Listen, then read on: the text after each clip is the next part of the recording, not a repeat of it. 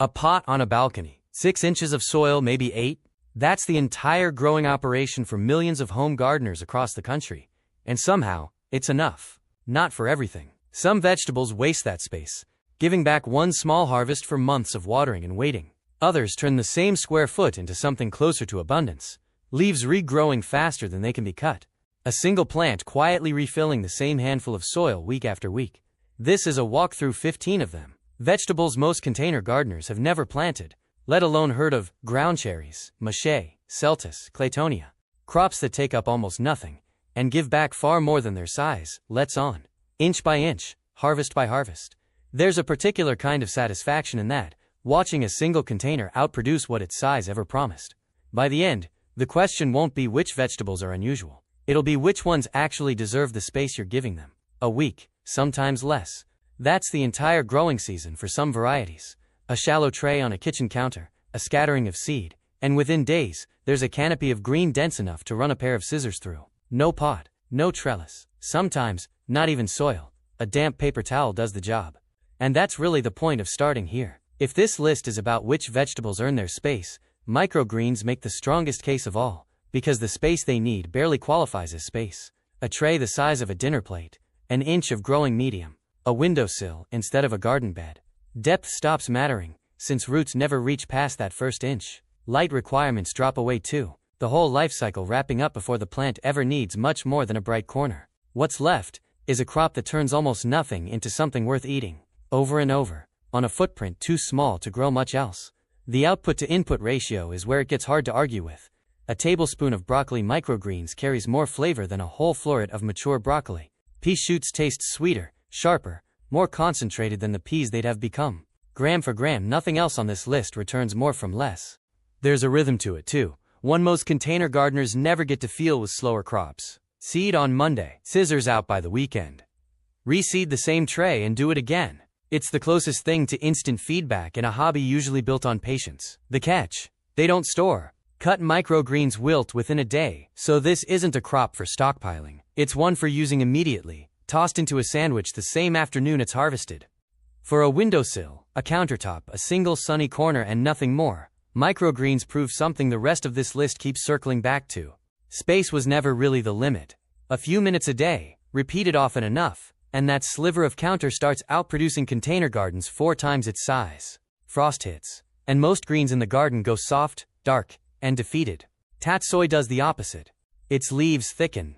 The rosette pulls in tighter, spoon-shaped leaves overlapping like shingles on a roof, and the whole plant seems to brace rather than wilt. That cold tolerance is only the opening act though. The real reason tatsoi earns its spot in a container comes down to how little of that container it actually wastes. Where lettuce sprawls loosely across a pot's surface, leaving gaps of bare soil between leaves, tatsoi grows in a tight spiral that closes those gaps on its own. One plant can cover almost the entire surface of a 12-inch pot. Leaves stack close enough that soil barely shows through. Less exposed dirt means less water lost to evaporation, fewer weeds sneaking in, a canopy shading its own roots through a hot afternoon. That density leaves something behind, too. A thin ring of space around the edges, just enough for a scattering of radishes or a few green onions tucked in alongside. The kind of interplanting most container gardeners assume needs a bigger pot than they have. Then comes harvest, and this is where the square footage really starts paying for itself. Pull outer leaves as they mature, and the center keeps producing. Cut the whole rosette an inch above the soil, and it regrows. A second flush follows, sometimes a third. One tatsoi plant, treated right, can outlast 3 plantings of a faster bolting green in that same patch of soil. It even holds its shape under heat, mild in a salad, mustard-edged in a stir-fry, sturdy enough that it doesn't collapse into mush the way spinach does. None of it is dramatic. No strange fruit, no headline harvest worth photographing. What tatsoi offers is compounding value. One plant, one container, doing the work of 3. Underneath the plant, not on it. That's where the harvest happens with ground cherries. A scatter of small papery husks lying in the soil, each one hiding a golden fruit inside, dropped there on its own the moment it ripened. No checking for color from across the balcony. No pressing a fruit to test for give. The plant makes that decision itself. That single trait changes the math on what a container spot is actually worth. A tomato plant demands attention in return for its space, watching, twisting, timing the harvest. A ground cherry plant asks for almost none of that. and still keeps producing steadily through the season, fruit after fruit, without a single check-in required to know it's ready. Size plays into that same equation. Most varieties stay compact enough for a 5-gallon pot, sprawling low and wide instead of climbing, which means no stakes, no cage, no vertical space, borrowed from a neighboring plant. What it asks for instead is width, a wide, shallow container rather than a deep one, and in exchange, a single plant can fill that footprint with fruit through most of the season, the husks doing double duty as a built-in ripeness signal that saves a gardener from ever guessing wrong. There's forgiveness built into that system too. A fallen husk can sit a day or two before it's collected, unlike a ripe tomato that needs picking on its own schedule. For a container tended around a workweek rather than a farm calendar, that gap is what turns possible into sustainable. Add it up, and the space one ground cherry plant occupies is doing something few other container crops manage, producing continuously, announcing its own harvest, and asking almost nothing in return. That's not a curiosity. That's the entire argument for giving it the pot. Bitter, on purpose. That's the trait most gardeners try to breed out of a green, and it's the exact reason endive earns a spot most container growers hand to lettuce instead. Lettuce bolts the moment summer heat arrives, turning bitter and unusable within days. That narrow window is the real cost of growing it. A container tied up for weeks, only to demand a second planting when the first one quits. Endive holds its structure through heat that would send romaine straight to seed, and it improves with a touch of cold at the end of the season. One planting, one pot, carrying a harvest window most leafy greens can't match without doubling up on the same square foot. Then there's the blanching trick, and this is where a single plant starts acting like two. Cover the center for a week or two. An upturned pot, a loose tie of twine around the outer leaves, and the inner leaves lose their bitterness entirely, turning pale and delicately sweet, while the outer leaves stay dark and sharp. 2 harvests, 2 flavors, 1 container. That's the kind of built-in variety most vegetables need a second pot to deliver. It doesn't stop there either. Cut the outer leaves as they mature, leave the center alone, and the plant keeps sending up new growth for weeks, rather than needing to be pulled and replaced. A one-time yield becomes a repeat one, the same pot paying out again and again instead of needing to be reset. Even the price tag makes the case. Endive shows up at a premium in grocery stores, precisely because it's fussy to grow at scale, and doesn't hold up well once cut and shipped. A single container sidesteps both problems entirely. No shipping, no scale, just one pot quietly producing what a specialty produce aisle charges extra for. Look at a container of endive a few weeks in, and it's not really one vegetable anymore. It's a pale heart, a ring of dark outer leaves, and a plant still pushing out more of both. 3 harvests stacked into the footprint most gardeners would have spent on a single head of lettuce. A head of radicchio looks like it belongs somewhere else. Deep maroon, veined in white, wrapped tight like a small cabbage that wandered out of a wine country market. It doesn't look like something that grows in a 5-gallon pot on a fire escape. That's exactly why it earns one. Most container gardeners default to lettuce or spinach when they want a leafy crop, and both do the job well enough.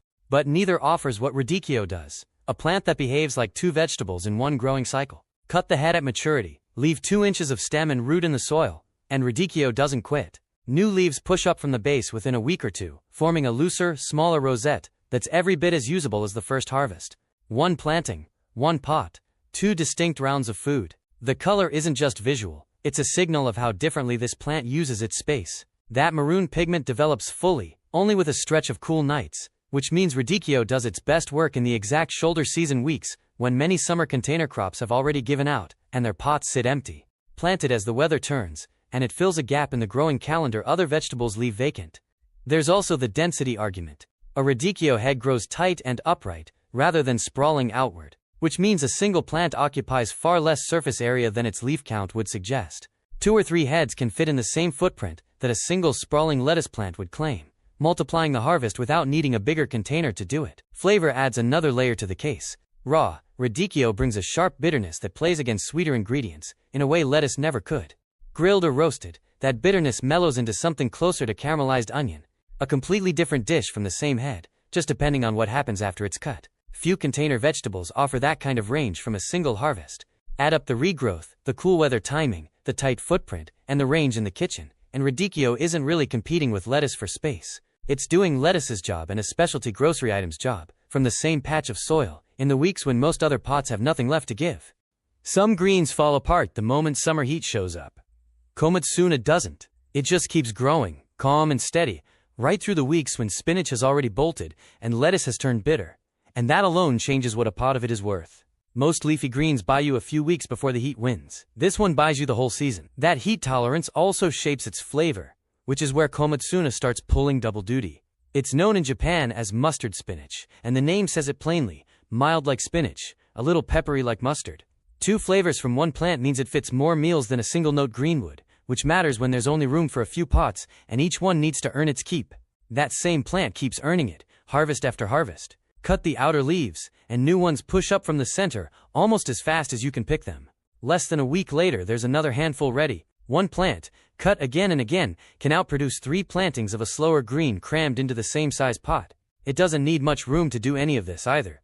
Roots stay shallow, so 8 inches of soil is plenty, enough to fit in the spots deeper crops can't touch, a narrow rail planter, a leftover pot too small for anything else. And when the weather finally turns cold, komatsuna doesn't stop there either. A light frost sweetens the leaves instead of damaging them, stretching the same plant that carried you through August into the first cool weeks of fall. By the time the season winds down, that one pot has quietly done the work of 4 separate crops: spring green, summer survivor, fall sweetener, and something worth eating through all of it. Most containers can't say that about anything growing in them.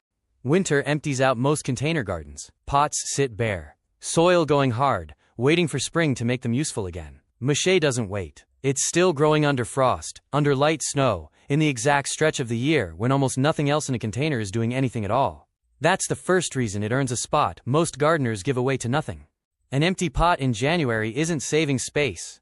It's wasting it. Mache fills that gap. It grows low and slow, forming small rosettes barely bigger than a silver dollar, which sounds like a downside until you see how many fit in one container. A single 12-inch pot can hold a dozen plants, spaced close, all pulling from the same shallow layer of soil. Nothing else on this list packs that many individual plants into that little space. The taste is part of the reward. Mache has a soft, slightly nutty flavor, closer to a delicate lettuce than anything sharp or bitter, and it holds up in a salad without wilting the moment it's dressed.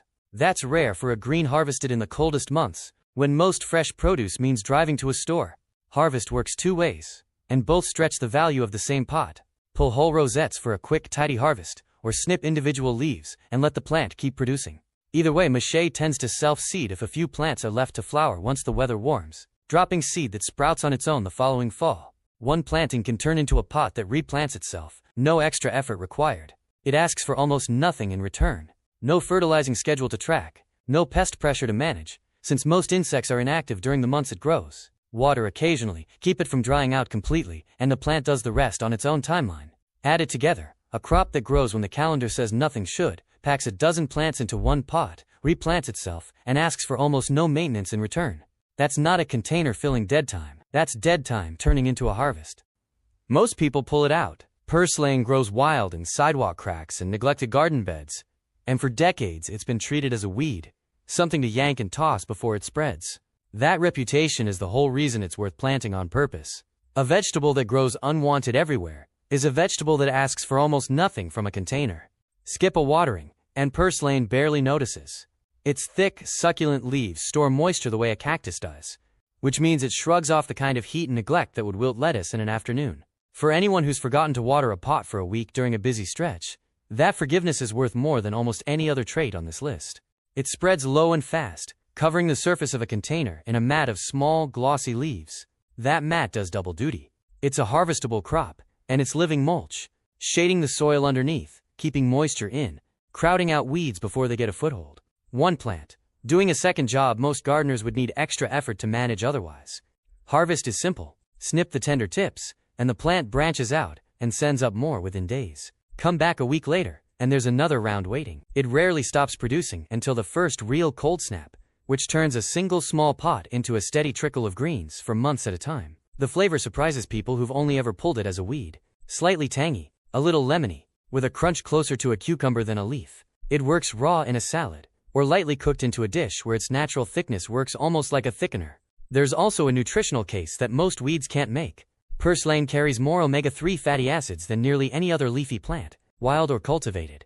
It's rare for a plant this easy to grow to also carry a nutrient profile worth building a meal around. So the thing pulled out of gardens for generations turns out to be one of the lowest maintenance, highest return plants a container can hold. Proof that sometimes what's worth growing was never the problem. It just needed a pot instead of a crack in the sidewalk. 4 days. That's how long it takes cress to go from seed to something you can actually harvest and eat. No other vegetable on this list, or maybe on any list, moves that fast. That speed is the whole argument for growing it. A pod of cress isn't tied up for a season. It's tied up for less than a week, which means the same small container can cycle through crop after crop, month after month, producing far more total food over a year than a slower plant ever could from the same space. It grows so easily that soil is almost optional. A shallow tray, a damp paper towel, even a windowsill jar. Cress doesn't ask for depth, doesn't ask for fertilizer, doesn't ask for much beyond light and water. That makes it one of the few crops that works, even for someone with nothing more than a kitchen counter and a sunny window. The flavor earns its space, too. Cress has a sharp, peppery bite, closer to horseradish than to lettuce, which means a small handful goes a long way in a sandwich or a salad. It's not a bulk green eaten by the bowlful, it's a finishing touch, which means a tiny, fast-growing patch is often all a kitchen actually needs. Because it grows so quickly, cress also works as a gap filler between slower crops. Scatter seed in the empty edges of a container, holding something bigger and slower, like a tomato or a pepper plant, and it'll germinate and be ready to harvest before the main crop even needs that space. Nothing else on this list can slot into unused soil and cash out a full harvest that fast. There's a reliability to it too. Cress germinates almost every time, rarely fails, and rarely gets bothered by pests in the short window it's in the ground. For a beginner still learning what a container garden can handle, that kind of near-guaranteed success matters as much as the harvest itself. Add it up, and cress isn't really competing with slower vegetables for space. It's filling the gaps between them, turning a few unused inches of soil into a harvest before most other plants have even settled in. Some plants get replanted every season. This one plants itself. Egyptian walking onions got their name from something no other vegetable on this list does.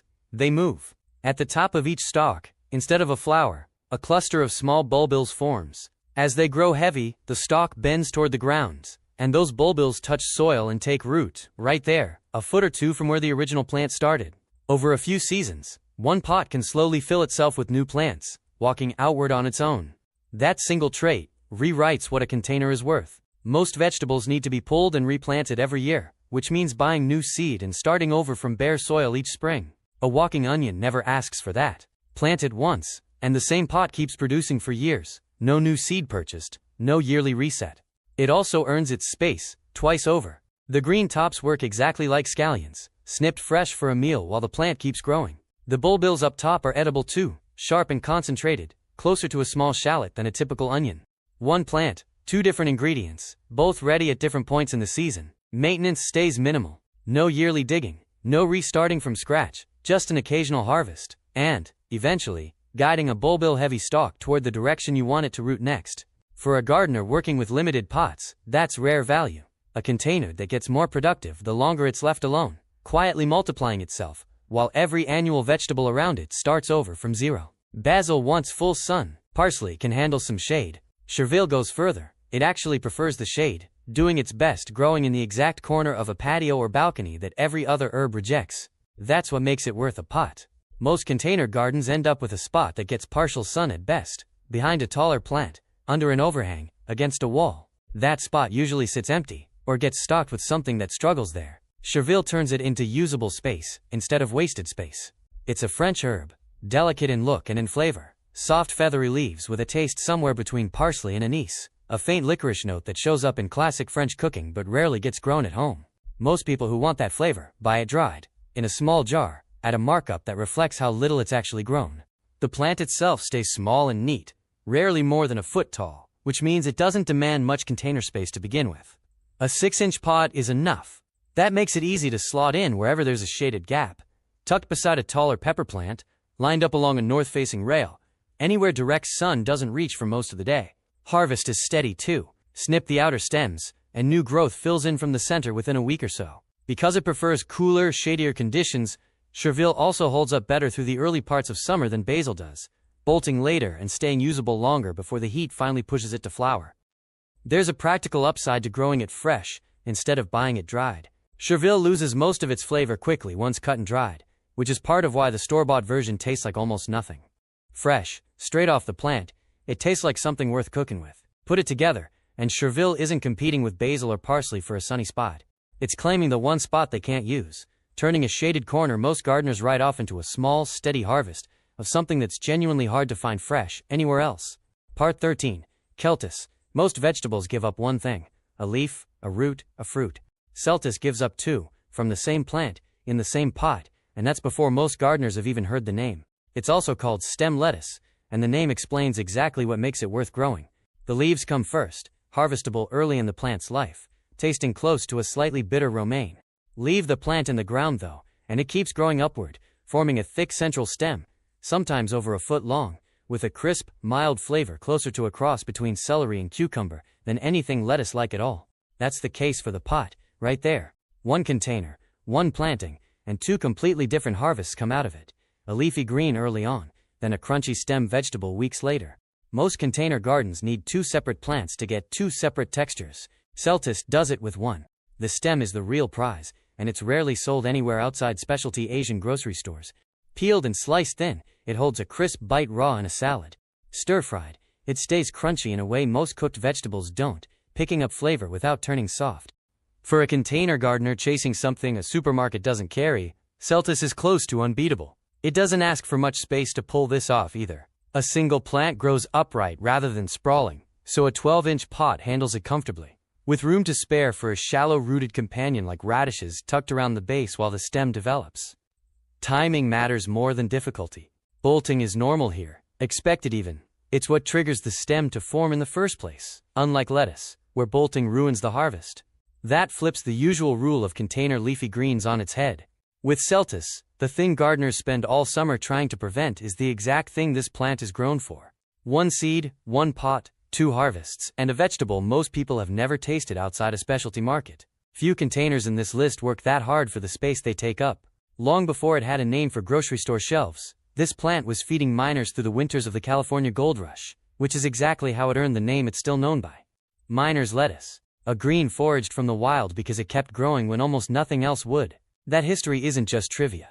It's a preview of what the plant does in a container. Claytonia thrives in cold, low light, the exact conditions that shut down most leafy crops. A pot of it can keep producing through late fall and into winter. In the same weeks other containers are sitting empty, waiting for spring to make them useful again. The shape helps make the case too. Each leaf grows as a small round cup with a delicate white flower rising from the center. Almost architectural, more interesting to look at than a typical lettuce leaf, while still tasting mild and slightly succulent, closer to spinach than anything sharp or bitter. Claytonia also does something few plants on this list manage. It replants itself. Let a few plants go to flower and drop seed, and the following season, new plants show up in the same pot without a single seed being purchased or sown by hand. One planting can turn into years of harvests, the container quietly reseeding its own crop on a loop. It grows low and dense, covering the surface of a container in a tight mat that shades the soil and holds in moisture, much like purslane does, but suited to the opposite season. Between the two, a gardener can keep a single pot productive through summer heat and winter cold, just by swapping which plant fills it. Harvesting is easy too. Snip the outer leaves and stems, and the plant keeps sending up more from the center, cut after cut, for weeks at a stretch. There's something fitting about a plant discovered out of necessity now doing the same job in a container. Feed it once, let a few flowers go to seed, and it keeps showing up on its own, the rare crop that pays a pot back long after the original planting is forgotten. Every so often, one bites back. Out of every 10 shishito peppers, roughly one turns out spicy, the rest are sweet, mild, almost fruity. Nobody knows which one, until it's already in their mouth. That little bit of chance is part of why people grow them, but it's not the real reason they deserve a pot. The real reason comes down to volume. A single shishito pepper plant, in a 5-gallon container, can produce dozens of peppers across a season, sometimes over 100 if it's kept picked. Compare that to a bell pepper plant, which might give you a handful of large fruit in the same space, and shishitos are doing far more work per square foot of soil. Part of that comes down to size. The peppers themselves are small, only 2 or 3 inches long, which means the plant doesn't spend its energy building one big fruit at a time. It builds dozens of small ones, all at once, in clusters that keep coming as fast as they're picked. And picking encourages more picking. The more peppers you take off the plant, the more it produces to replace them. Left alone, a shishito plant slows down. Harvested regularly, it just keeps going, which turns one container into a steady supply through most of the summer, instead of one big harvest and then nothing. They're also forgiving in the kitchen, which matters when a plant is producing this much. Toss a handful in a hot pan with oil, let the skins blister, add salt, that's the whole recipe. No slicing, no seeding, no prep beyond a rinse. For a vegetable pumping out that much food, an easy way to actually use it all matters just as much as the yield itself. The plant stays compact too, usually under 2 feet, so it doesn't crowd out whatever's growing next to it. That leaves room to tuck in something low, like radishes or lettuce, around the base, while the peppers do their work overhead. 15 plants, 15 pots, and this one might be the clearest proof of the whole idea that a container's worth was never about its size. One small shishito plant, kept picked through a summer, can outproduce almost anything else claiming that same patch of soil. Dinner's ready by the time the pan's hot. Kale has a reputation for taking over. A full-sized plant can stretch 3 feet wide, arms of leaves reaching out in every direction, swallowing whatever container it's planted in. That's the version most people picture. It's not the only version. Dwarf varieties change the entire equation. Bred to stay compact, under 2 feet, they pack the same nutrition and the same steady harvest into a fraction of the footprint, which means kale stops needing to be the one big plant a pot is built around, and starts fitting in alongside 2 or 3 other crops instead. That size difference is really the whole story here. A regular kale plant might demand a container to itself. A dwarf variety leaves room for a ring of lettuce at its base, for herbs tucked along the edge, for the kind of layered planting that turns one pot into a small working garden instead of a single crop. It keeps the trait that makes full-sized kale worth growing in the first place, leaves that just keep coming. Snip the outer ones, and the plant sends up new growth from the center, week after week, through most of the year. Cold doesn't stop it, either. A frost actually sweetens the flavor, turning what would kill a more delicate green into a reason to leave dwarf kale in the pot, even after everything else has been pulled. There's an ease to harvesting it too. The leaves stay tender at a smaller size than full kale ever does, which means less trimming, less tough stem to strip away, more of what's picked actually ending up on a plate. And because the plant stays small, it holds up better in wind and weather than its full-sized relative. No toppling pot, no snap stems from a gust catching a 3-foot plant off guard. Smaller, in this case, isn't a compromise. It's an upgrade. 15 vegetables in, and dwarf kale closes the list by proving the point from a different angle. Sometimes the plant worth growing isn't the biggest one available. It's the one bred small enough to actually fit the space it's given, and still hand back a harvest worth the trouble. 15 pots. 15 vegetables most gardeners never plant. Every one of them earns its space, not just filling it. Somewhere in this list is the one that fits what you've got. A shaded rail, a bare corner in winter, a pot that sat empty since last season. The real limit was never the size of the container. It was knowing what belonged in it. Plant one of these this week, and tell me down in the comments which one you're starting with.